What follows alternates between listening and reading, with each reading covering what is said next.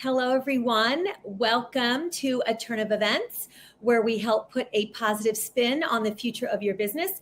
I'm Annette Naif, the CEO and Creative Director of Naif Productions. We are a strategic event production company based in New York City, but we do events all over the world. Corporate, social, nonprofit, weddings, you name it. We're doing live, virtual, hybrid. Some people are still doing virtual, but we're doing a lot of live, and we would love to talk to you if you need any help. If you want to take your live to a virtual, happy to do that. If you are an event or wedding planner and you are looking to start your own business, join us over at the Event Planner Society Facebook group. We've got over 2,000 people in that group, which is really great. Lots of great content going on there. I'm going to do a workshop soon on how to, get clients. How do you talk to the clients? How do you price? All that good stuff. So join us over at the Event Planner Society. And this week, I am super excited. This is one of my dearest friends, and we actually helped produce her daughter's wedding last year. So that was really, really fun. Ivy Slater. Ivy is a professionally certified business coach, speaker, internationally best-selling author, and podcast host. As CEO of Slater Success, Ivy works with private clients, hosts roundtables for business leaders, and offers corporate training on topics including communication, sales, and strategic planning, along with speaking nationwide on the topics of leadership, sustainability, sustainable growth, and the value of relationships. Ivy, my dear friend, how are you? Hey, Annette. Thank you for having me. It's so much fun to be here. I know. I'm so excited to have you because we're going to talk about business. And actually, the title of this is Be a Visionary Leader, 3 Secrets to Scaling Your Business in Record Time. And who doesn't want to do that, right? Exactly. All right. So tell me a little bit about your background. I know you started out as a dancer, which is really, really fun because I danced a lot back in the day. Anyone who knows me, I was big into the dancing world, cheerleading, dancing, of course I was. And that shaped your business journey. What was it like starting Slater Success after coming from a completely different world? And I know how that can be, and already having success there. So, I feel like my life is a continuous transition, right? Right. And transition and transformation at the same time. So in my early years, I started as a dancer. I have a degree in dance. I have a degree in communication. And then with a few stumbling steps, I ended up in the printing industry, where I eventually built a book of business and grew my own business, a 7-figure organization called Slater Graphics for many, many years. Mm-hmm. And then that aha moment happened, midlife crisis, however you want to refer to it. Yeah. And I said, there's more out there for me. What will that look like? Right. And that was the birth of Slater Success, and said, what if I take everything I've done and I've known for my last X amount of years, and I started helping others build businesses. And when I opened Slater Success, I never expected it to go in the direction that it has. Mm-hmm. It was when I started, I thought back in the day, I hung out a sign, hung out a shingle, got started taking clients. And I said, I'll work with working moms. I've, always been a working mother. It's something I know well. And then interestingly enough, my old clients started showing up. My clients who were working at Hearst Publications or Fairchild Publications, Condé Nast or advertising agencies, design firms, Cranes Communications, it was just everybody started showing up, and they said, right. I was thinking of opening a marketing agency. I was thinking of opening a graphic design company. I was thinking of, can I tap your brain? And I was like, I think that was like my Keith Richards moment for those people in my age bracket, Rolling Stones fans. Yeah. Like there's that story when Keith, had the coconut hit him on the head and had that aha. I was like, oh, is this what people want to come to me? Is this what I can help them with? And they started saying, well, what were the first things you did to get clients? And how do I create a solid business? And how do you sell the business? And where did you go from that first client to running a company? And you're like, when do you start hiring? And what do you need to know about running the finances of a business? And I kept saying, they want to know this? Yeah. Okay, this is what I've lived for 20 some odd years. I can do that. Right. Yeah. So that's what happened when I started my business 12 years now. I can't believe it's been 12 years. I think you knew me when I started my business too. We know each other a long time. I know it's a long time. And I had no idea. Like I knew how to do events because I've been doing events for over 30 years. But I didn't know how to run the business, get the clients, talk to the clients. What do the forms look like? What does my contract should, how do I price myself? Because I came from the corporate entertainment world. And so same thing happened to me was I had to go out and get a coach and figure out how to run the business and do what I needed to do. And it's always evolving. Like, I'm still learning how to run the business after all this time. So something always comes up like, oh, I didn't know that, or I didn't know, there's so many things, right? So I can't be an expert in everything. So you have to bring everybody in and get help, and don't be your own accountant or your own bookkeeper and all that. So when I decided, I knew when I started, it was really hard to find somebody who would coach me because they felt threatened, which is crazy because there's so much work out there for everybody. How could they possibly? 100%. There's millions and millions of people wanting to do events, and not everybody can handle all of them. So I decided, like, when I was like, got the business going, I would eventually coach. And then someone reached out to me like 8 years ago and said, I need some help. Will you coach me? And so that's sort of put a program together, and now it's evolved into all kinds of different things. But yeah. And I mean, as you know, because you're a coach, it's the most important thing you can do. And I don't care who you are, you should always have a coach in your business as it evolves. I've had 4 or 5. So as things, Right. That person teaches me what I need, and then you go get something from somebody else who's an expert in a different area of what you're doing. I've had numerous coaches over the years, and as a coach, and what I do is very much coaching consulting. I know I would stay 100% focused on my clients and forget to actually pull myself back to create my own strategy. Right.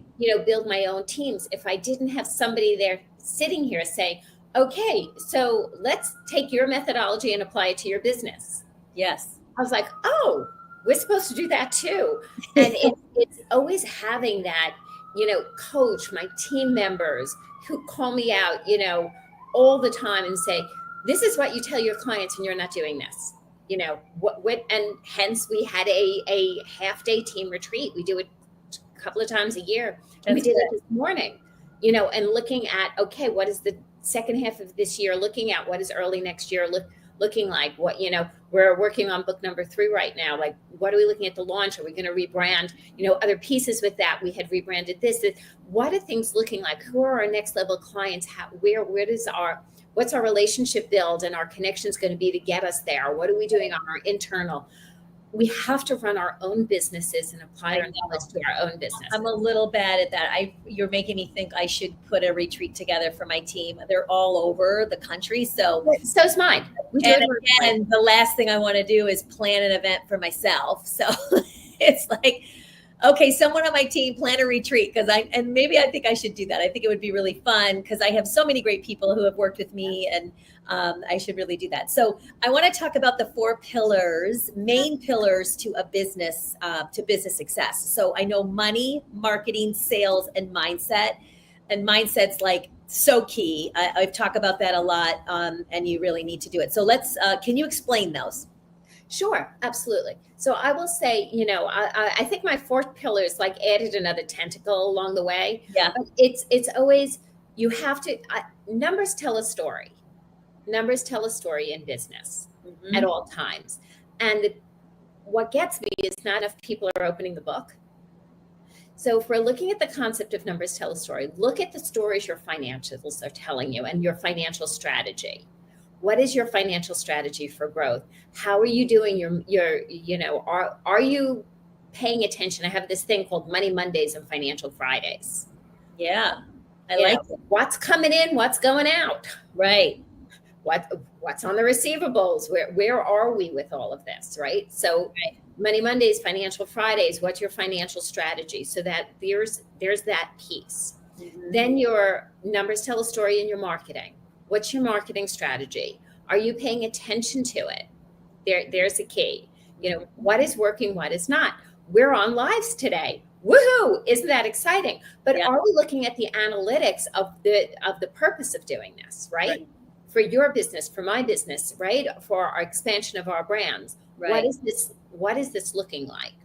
So when you look at your marketing strategy, and marketing is not only social media, marketing is part of your networking. Big and very important. Relationship building is a huge piece. That's how the people do business with people you know, like, and trust. And I know that is a blasé, quote. So true. Yep. Yet, if you don't get to social media, Annette and I are on here today. We met a dozen years ago in passing. We have slowly but surely developed a relationship. We have had, numerous bunch of conversations. We met at networking groups. We were both used to sit at a table at a networking group pre-pandemic on a regular basis, catch up. I looked at you. I said, I think my daughter's getting engaged. Might need to have a phone call, right? I was like, call me up. And that was just like, oh my God, I don't even know where to start. Yeah. And right. So we look at marketing. Marketing is relationship building, follow up on relationships, social media, what is working, what is not. We looked at the stats on our podcast, her success story this morning. We looked at the viewers on LinkedIn. We're always staying attention to what are those numbers telling us. So there's your marketing piece. Right. Sales is wonderful, but you need to know what's working and not working in your sales. You need to know your conversion rate. Here's your numbers. How many conversations, how many referrals are you getting? What is going on?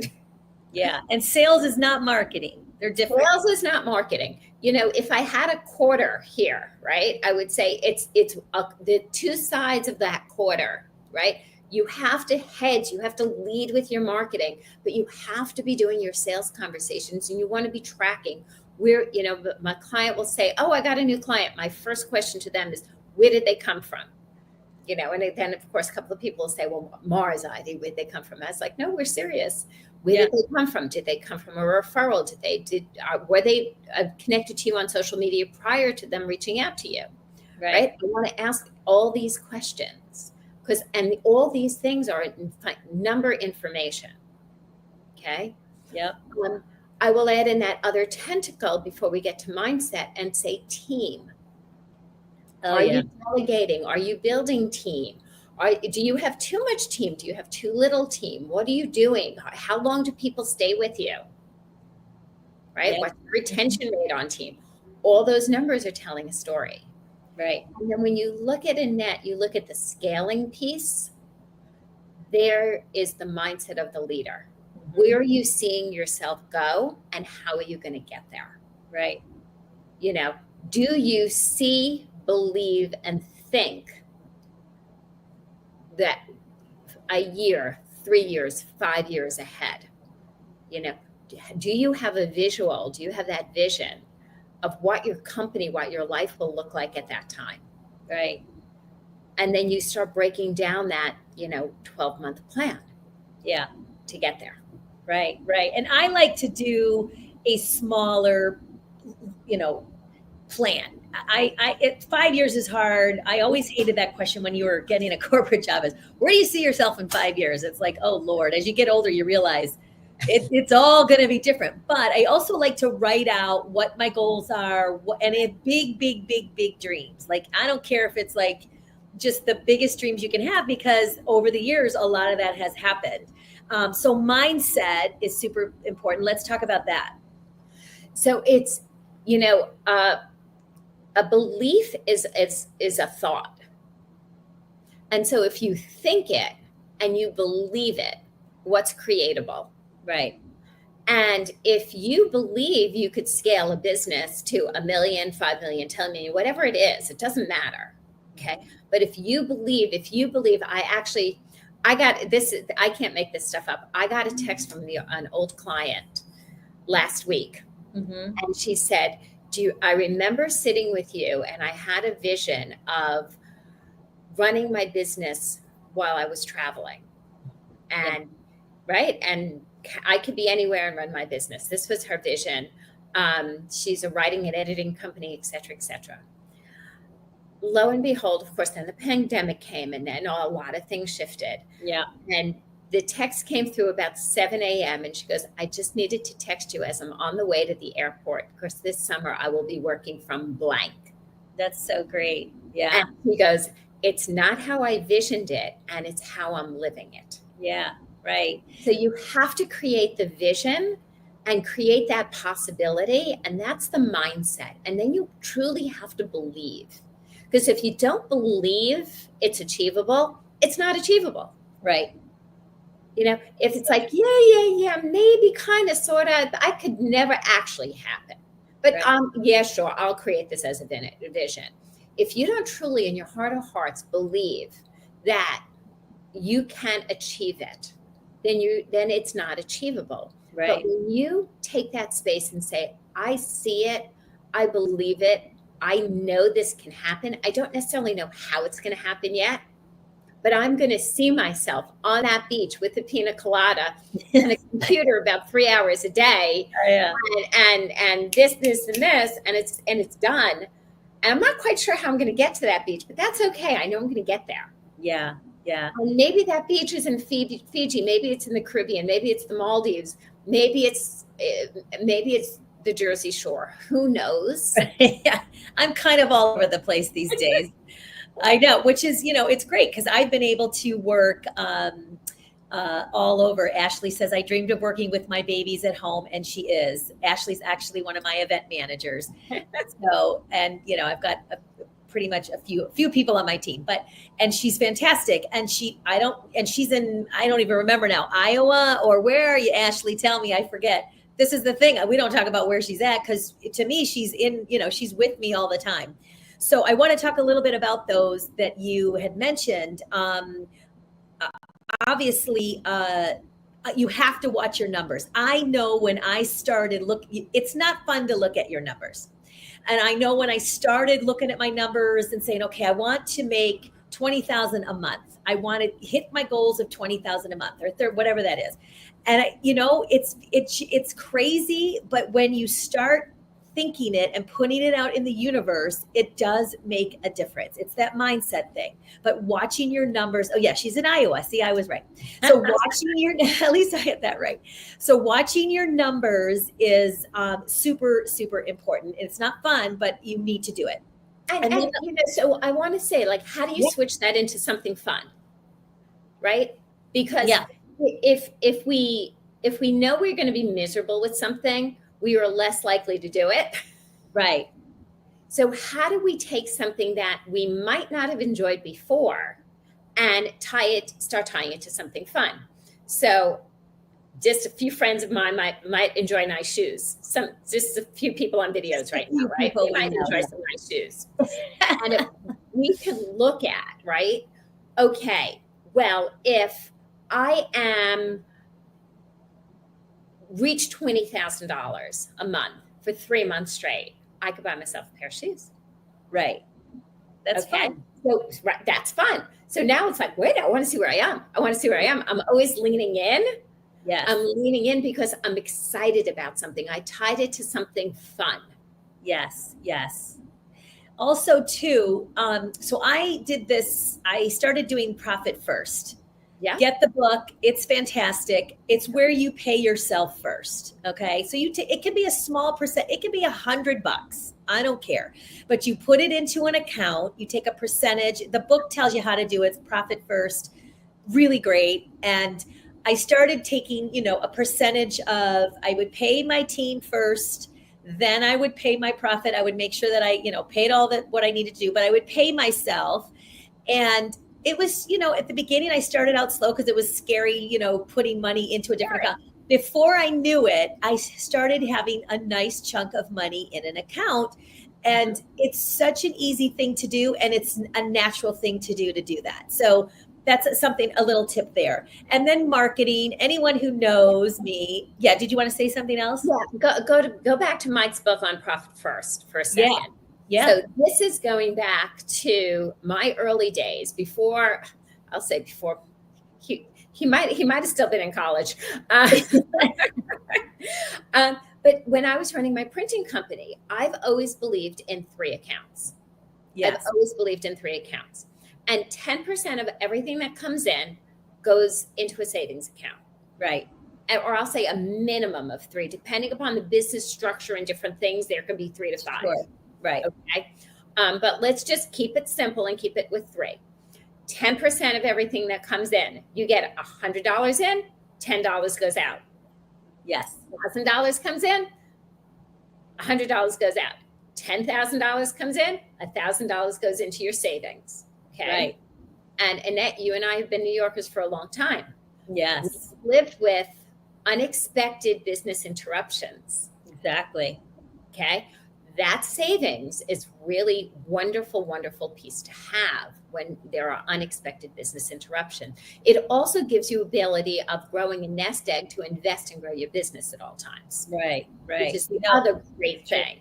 Yes. And then your other account is you're working closely with your accountant and your bookkeeper, always saying, because as we're scaling, our numbers are going up, which means we're responsible for more taxes. Yes. There's nothing worse than getting to, oh my goodness, I've grown so much. Look, I've grown 50%, I've grown 100%, I've grown 20, whatever it is. And now the tax man wants a bigger piece. Too. Like yeah. all of a sudden, it's like, oh my God, where am I going to find this money? Yeah. So you want to be working closely with your professionals. And that's just simple. It's kind of like the 3-card Monty of growing a business, of have your three little cups. Yes. And it's the operating account, it's your savings account, and your tax account. And it's just good methodology in running a business. It is. It definitely is. And so, it is. And marketing, obviously, anyone who knows Mo's, I do a ton of marketing. I'm all over the place. However, I don't do it myself, all of it. I have people who help me. I don't spend a lot of money on it, but I've had people who've been with me. I have a marketing director who's been with me for 9 years, probably more than that now at this point. But so he pretty much knows what to do without me even telling him at this point. So, but you just got to be relevant and be out there to grow your business. It's social media. If you're not on social media with your business, you are missing out. It's free to be out there. So, you really need to be out there.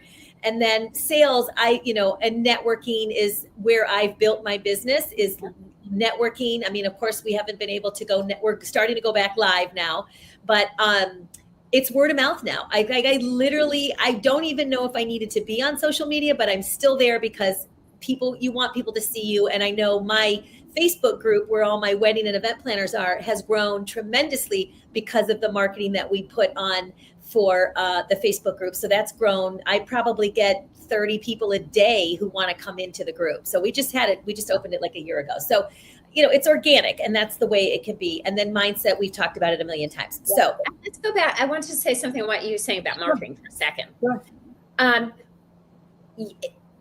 We're both established business owners with established networks, and a lot of things come through referrals at this point, etc. Mm-hmm. Right. And people refer you because you stay top of mind. So all of a sudden, they're scrolling through social media, and it's like, oh, there's Annette. Oh, right. And then all of a sudden, and I see Annette every day on social media. Isn't that cool? And then all of a sudden, somebody said, oh, I'm working on it. I was like, oh my God, do you know Annette? Because I know you anyway, but you stay top of mind because I regularly see your stream of consciousness, what you're putting out there on social media. And so there's that support system that's so important. Right. And I've said this before, when I do these shows, there's not a lot of people that are on when I'm live, but there's thousands of people who see it after it's on. So don't think that just because, nobody's on and nobody sees you, they're going to see you. They're going to come on, they're going to click. And that's going to happen. So I've learned that over time. So, but we could talk about this forever, but I have so many other things I want to talk about. So what are some of the biggest challenges faced when it comes to scaling? And I'm probably going through this right now because we are blowing up at this point because everybody wants to do events right now. And I did some SEO work on my website because I did it like 3 years ago. I spent a little bit of money, not that much. And it's now really working, and I'm getting a ton of referrals from my website. So if you don't think you need a website, I've made like a lot of money off my website over the last 3 years. So think about that. Well, the event business is a visual business. Right. Yeah. Right? And visuals matter. I'm lucky the website matters. All of that. Yeah, I know. So yeah, scaling. I said this to a client a few years ago. I said, you need to hire. And she's like, we're not there yet. Yeah. I said, no, you need to hire. And 6 months later, they showed up. It's two partners. They showed up in tears. They're like, oh my God, we can't breathe. They hire for where you're going, not for where you are. That's really good. That Really was my biggest thing. Don't sit and wait. I was like, okay, well, we're working on getting here. And when we get here, we'll hire. Because when you're here, you need them desperately. You have no time to interview. You have no time to train. You need boots on the ground. So when you are working on going here, start looking, start hiring. Don't wait. Hire for where you're going, not for where your business is today. Right. And that goes back to the financial piece of having the financial bandwidth and the money to be able to do that. Right. Yeah. So and I'm at that point right now, which is funny that you say that but I have like, a few people that haven't worked with yet who are waiting in the wings to come in, because as events come in, that's when I need people, because I don't have employees. I have all contractors. I did have employees years ago, and it was just way too expensive, especially in New York. So, they feel like they're employees because they work with me so much. But, and so I literally just this week did that. I reached out to somebody because my team is so busy right now. They can't really help. And so I said, are you available? I've got a couple events I need your help on. And she's like, well, can you send me an email about how much the scope of the work is? I said, honestly, I don't even have the time to do that. So it's quicker for me to get on a phone. So we're going to get on the call. But, I'm kind of in that stage. But I do have a couple people I can reach out to, which is really, really important to have that ready to go. And I want to jump in on something you just said, which is so important and so brilliant. Jump on a phone. Yeah. It is not old school. There's a strong piece in communication that is, we're so busy just emailing and throwing things out there that things aren't happening because we're staying stuck in the emails back and forth. That quick phone call, I did it yesterday with somebody. I have a call tomorrow with somebody else on a scope thing. Yeah. Exactly what you're referring to. And I threw out, I was like, do you have 5 minutes? It's like, yeah, I could talk at this time. I was like, okay, this is what it's looking like. They're like, yeah, why don't you do? And it was a 5 to 10 minute conversation that would have been, emails back and forth. And it would have taken to next week to finalize. And here we have a plan of action in a 10-minute conversation. So there's a huge value with the willingness to jump on the phone. And when you talk about scaling, you need to be fast. You have to be on the mark. You have to be on your toes and nimble in that way. Like going back to the dancer, you have to be ready to take that leap and go for it and believe, your partner is going to be there and catch you. and in that, you have eye contact with that person. Right. You have that strong vision of seeing where you're going and you're going for it. Yeah.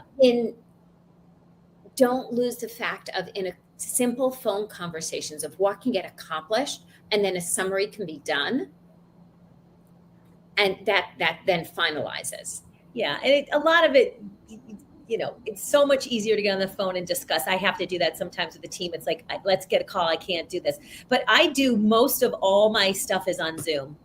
I did Zoom before Zoom happened with COVID, but I've been doing it for years, so it was not a big deal for me. But I like to see people, and I like to, especially any new clients that want to meet me, because I feel like they're going to feel my personality, they're going to see me, I just feel like it's much better. And honestly, I don't get all dialed up anymore these days. I used to just have to do the hair and the makeup. If I'm going out, I do, obviously, but I haven't done a live networking event yet in so long because I'm doing so many events. But I don't get dialed up anymore. Nobody cares. Everybody's like, just get the work done. It's not like that anymore. So I might throw lipstick on. Of course, I have to do that. But I'll have my hair tied up, my glasses on. I don't care. I'm just here to get the job done. So Zoom is really important, and just getting in there personal and jumping in quickly. So what are some secrets to scaling fast? Number one, I'm going to go back to the mindset piece. Okay. Mm-hmm.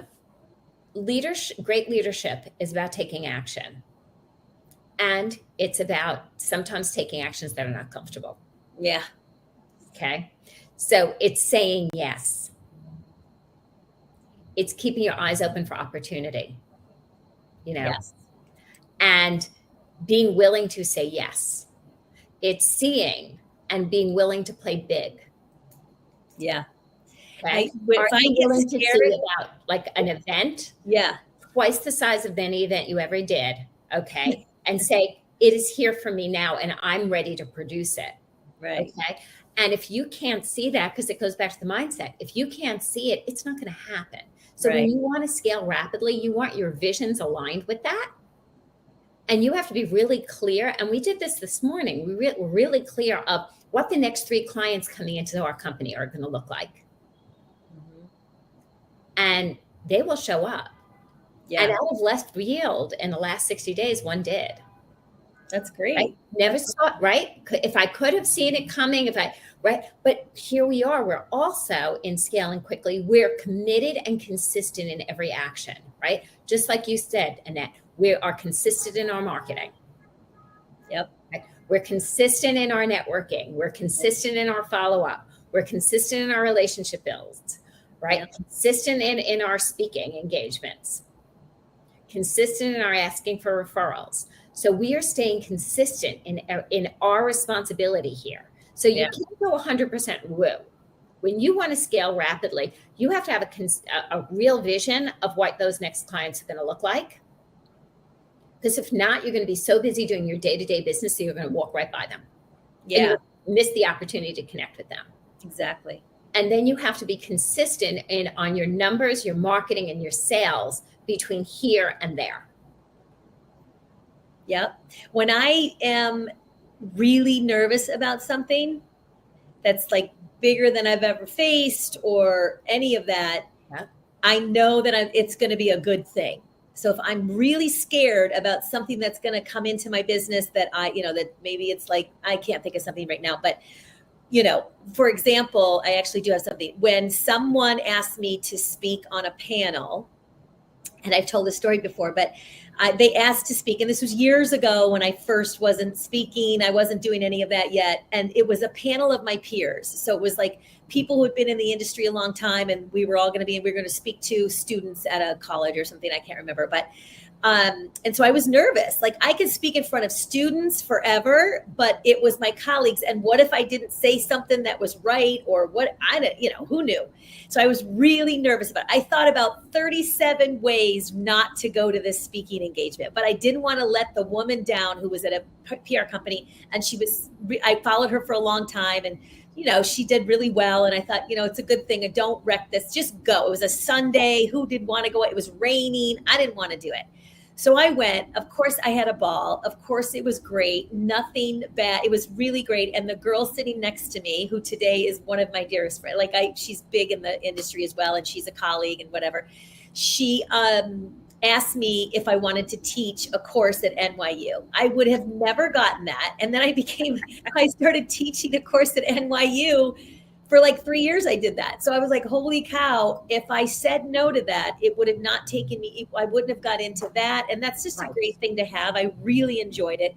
Some of those students till this day work with me on events and help me. Yeah. And, it was just so rewarding because I love to teach. But that's a perfect example of just say yes and you'll figure it out.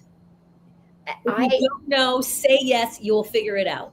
I know if I have like that pit in my stomach is like sitting like kind of somewhere on the ground between my legs, then it's a yes. Yeah, that's what I mean. Like, something big and good is going to happen. Just go for it,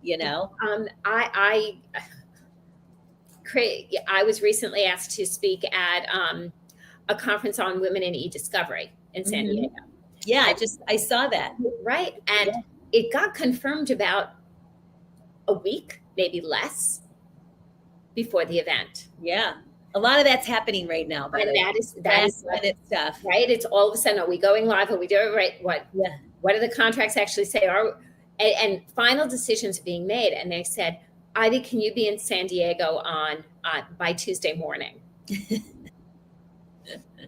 And I said, I just said yes. And I said, by the way, what do you want me to speak on? We're like, oh, we wrote this thing up for you. We thought you'd speak on it. And I read it. I said, may I tweak this, please? Yeah, exactly. And I shifted on speaking on women in negotiation. Oh, that's great. For their audience, because it was more Yeah. what they needed, right? After a couple, I said, can I ask you a few questions? And I got down to it, but it was that willingness to. Now, granted, I had come back from California a week, maybe less, maybe Tuesday, and I flew back out on Sunday because they asked me to, and I just said, yes. And you'll probably get clients from that if you haven't already.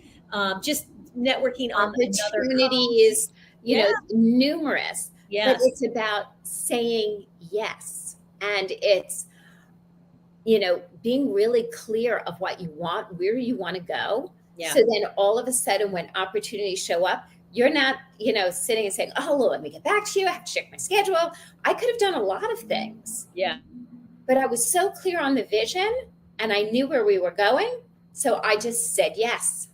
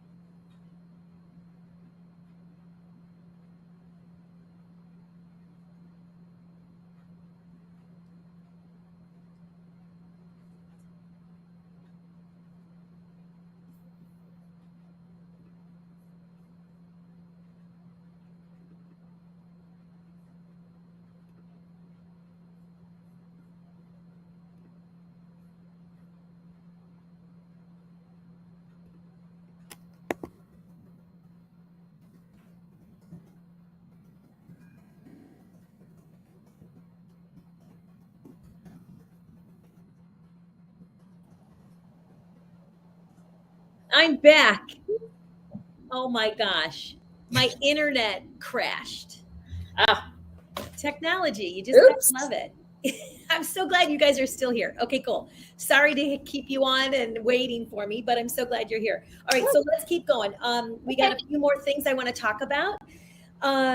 Okay, so why is being of service and being a resource to others so important in scaling and growth? Because we were talking about scaling and all of that. So why is, being a resource so important? Sometimes we so think forward going, okay, and no criticism around that, but Yeah. we think about moving forward. When we think about, there's that expression of givers gain and BNI, and I'm not necessarily a BNIer, Yeah. yet I truly believe the more you show up of service, of giving and helping others, the more, a little bit of universal law, what comes back to you, what you give comes back to you. We're Right. not always in control of the timing of that, yet I am going to say, I'm going to show up with the intention of the more I can give, the more I can share forward. Sometimes people will say, well, Ivy, how many people showed up on this or what happened in here? I was like, I know it's going to come back as a success. It will be when it's ready.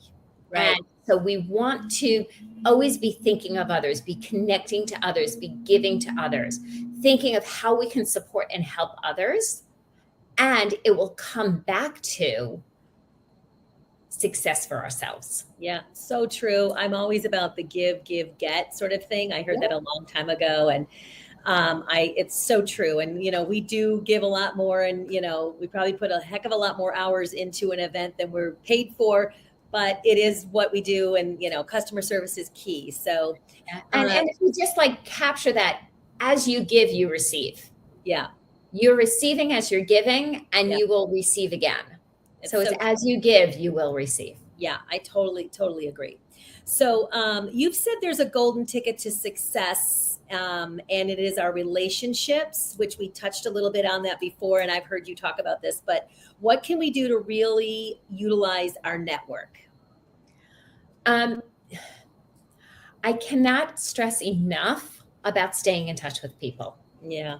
So many people show up, and you just keep showing up at these networking things, and you're showing up at these networking things, and you don't really do the touch bases. You don't do, Right. you don't do the follow-up. You don't stay in touch. Mm-hmm. I had coffee this week with somebody who I know probably for close to 20 years. And we have done business in a variety of different ways, from when I was a printer to my Slater Success to the different things she has done in her career. And, we sat down and we just caught up. And we try to do this a couple of times a year. Now, we're both busy people. We don't do it. We don't talk every month. Yeah. But I know if I need a go-to place under certain categories, she's the person I'm going to reach out to. Right. Yeah. I know she's an expert in retailing, right? Just there's certain things. I did a get to know you call yesterday with somebody who I had met with at the Women on Law Symposium. And we connected afterwards. And I was like, we still have not gotten a chance to really hunker down and have a conversation. Yeah. And we know mutual people and this, that, and the other thing. And we said, well, she was busy. I was busy. We grabbed 30 minutes yesterday Mm-hmm. and said, okay, how are we going to make this work? I was like, well, let's cover this today, but let's set time on our calendar to do this again. Yeah. So my action always is, when I hang up, create an action from there. Is it the next phone call? If it's 90 days, we might adjust it. That's okay. Is it putting something on my calendar and say, hey, I know we like to see each other every 6 months. So in 5 months, I'm putting a note on that, on, September 1st to reach out to you, Right. or October 1st, and we'll have coffee or something then, Right. in the next 30 days. Because everybody's lives are busy. So it takes time to schedule. We don't have the reminders in place to keep us on our toes in our action, in our CRM systems, in our calendars, in something. Yeah. It piddles away. Yeah. And I know that, everyone's sick of Zoom.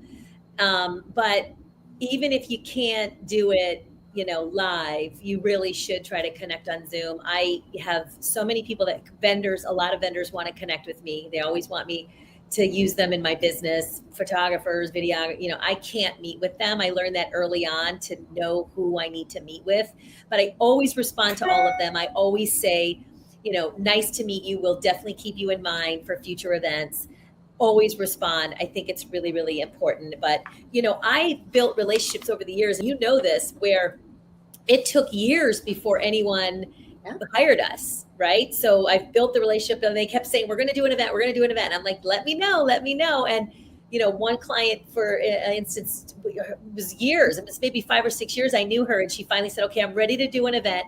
And I ended up doing 10 events for her, 3 big ones, smaller ones. And we did work together for many years. She changed her platform, but it was really great. It's so interesting because I also, so I am a numbers person, if you couldn't figure that out, right? And I like to track things. You could figure that out from our conversation as well. Yes. I took a relationship that was an old client from printing, and there's several who are now clients through Slater Success. Mm-hmm. Yeah. And I tracked the amount of business we've done over the years, plus the amount of referrals and what business that developed in from one person.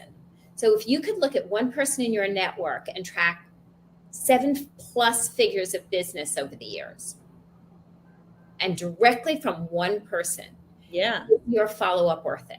Yeah. It's great. And that's that golden ticket. Yeah, that's that golden ticket, right? So we're getting here close to the end of the hour, and this is a really good one because I have a lot of wedding and event planners in my Facebook group who are just wanting to start their own business. Mm-hmm. So what advice would you give someone just getting started on business, on building a business, versus someone who's been in a long time like you and I? Okay, if you're getting started, surround yourself with your professionals. And I'm really firm on this. And I won't take a client if they haven't gotten their professionals in order. So do you have an attorney, right? Are you an LLC? Are you incorporated? Like, are you a legal entity? Hello, people. Yeah. Do you have an accountant? Do you have a bookkeeper? Is there somebody who's giving you that other financial advice, that financial guidance that does not put you in a hole with the IRS in a blink of an eye? Because all of a sudden, listen, we did everything that Ivy and Annette were talking about. Isn't that great? Wow, I'm making money. And then all of a sudden the IRS shows up and says, oh, yes, I'm going to take, and you have surround yourself with the professionals. If you've not worked with some sort of coach, consultant, mentor, get in some kind of group, get somebody with you, have somebody who is several steps ahead of you in business so you can have something to model off of. There's so much we don't know. Oh, yeah. All of us. I mean, there's so much technology I don't know. There's so much technology that's advancing a mile a minute. Surround yourself with people who are a few steps ahead of you, and pull together a group. There's no judgment of how you do this. Just do it. Right. Have a professional network. Get involved in some organizations. Where are you building your professional organizations? Yes. Build your network of professionals, of advisors and guiders as step one, because the less we trip over our feet and fall down, the more progress we can make. Now, of course, we're going to fall down some. We're always going to always. It happens. Always. Still, I've done it for 30 years, and I still, on occasion, make a bad mistake, or not bad, but do something like, I should have known that, but we're human. It happens, And with experience and with a good support team, we can course correct. Correct. Yes. Okay. So build that support team. Yeah. I know that when I opened Slater Success, somebody said, okay, you're going to hire a VA. And I said, hire a VA? I don't even know what one is. How do I work with somebody in Atlanta, Georgia? I'm in New York. I knew this is going back in probably to 20. Oh my God, it was way before 2010. I don't know. It was 2009. And I was like, how does this happen? I had an office, I had people, I had staff, and I was willing to learn. Yeah. Yeah. And I think that's the other thing. Be open-minded and open-hearted. Right. And don't be afraid. Listen, I know when you're starting out, you're like, I don't want to spend, I don't have the money, or will I make the money in my business? And, it's always scary to invest in yourself, in your business. But every single time I have, it has It's always worked out. And it's the money that you will save in having someone to coach you and guide you. You could make very, very big mistakes if you don't have someone coaching you along the way. So that's helped me tremendously. And I've put several $1,000s out there for coaching and then some. And then some, but it's been worth every single penny. And now I have relationships that, if I need a little bit of coaching right now, I'm stuck on something, or I need some, we can be lonely out here by ourselves, or if I just need some mindset work, or if I need support in something, or how do I handle this? I have lots of people in my industry who I'm friends with that I can just reach out, and I'll pay them. Like $250 an hour, and here you go. It's worth every penny. I'm doing that right now with a girlfriend about scaling my Facebook group and all of that piece of my business. So it's definitely because she's in the business and she knows all about that. So but yeah, don't be afraid to spend the money, because it's going to be worth it. There's a tech something and blah, blah, blah, blah. We're trying to, clean up some stuff in the back end. Right. And I just looked at my team. I was like, just who's taking the responsibility on this? Come back to me with rough estimates of what the investment is going to be. And let's go, because it's smart for us. If we're going here, I'm not going to allow my technology to be here. I have to be moving forward. Right. And I have to be willing to invest. I agree with you, Annette. Every piece of money I've put into this business, I've made back tenfold. Yeah. And I've invested in coaches and consultants and team. And it's always paid off. Right. When I'm money selfish, I lose. Yeah. When I'm financially abundant and expansive, I win. So in order to do that, I want to give it out there, and I will receive it back. Yeah, exactly. And another good thing that I did years ago was have accountability partner. So we met once a week, and I'm not kidding you, for probably 4 years. Yeah. And then her life got a little crazy and she got married and all kinds of stuff happened. But we met once a week and supported each other and talked about our goals and what we were going to do, and held each other accountable for that. And so that's another thing you can do, is just get someone who can, help you and just be accountable to each other. And you don't have to pay that person, but as long as, the advice it's a give and take relationship. It's a win, and it creates a win-win. Right. There is nothing like strong accountability. And there's that saying that says, do what you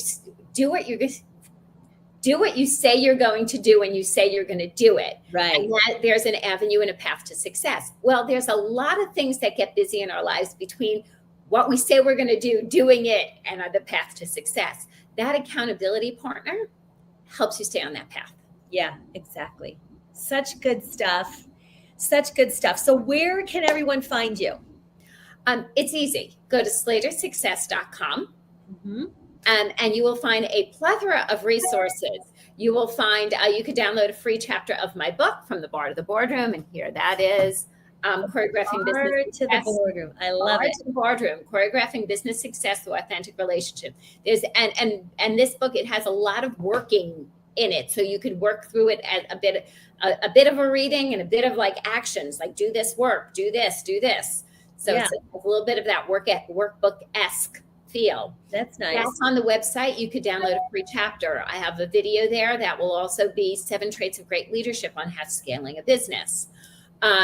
You will find resources from our podcast, Her Success Story, to our LinkedIn Live show, Her Slater Success Live. Yeah. Which I was on, by the way. Which you were. I was. Thank you. Yeah, and it was fun. It was fabulous. It was fun. Yeah. The key is to take the resources and decide what actions you're going to do with it.